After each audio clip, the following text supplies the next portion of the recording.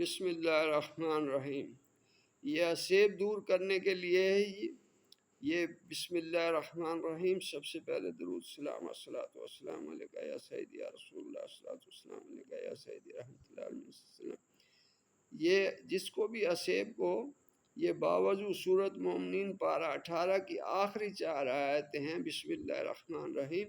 افحسبتم انما خلقناکم عبثا وانکم الینا لا ترجعون فتعالی اللہ المالک الحق لا الہ الا هو رب العرش الکریم ومن يدعو مع الله الها آخر لا برہان له به فانما حسابه عند ربی انہ لا یفلح الکافرون وقل رب اغفر وارحم وانت خیر الراحمین تک پڑھیں آپ، اور اس کے کان میں اسیب زدہ کے 7 دفعہ کم از کم پڑھ کے پھونک ماریں۔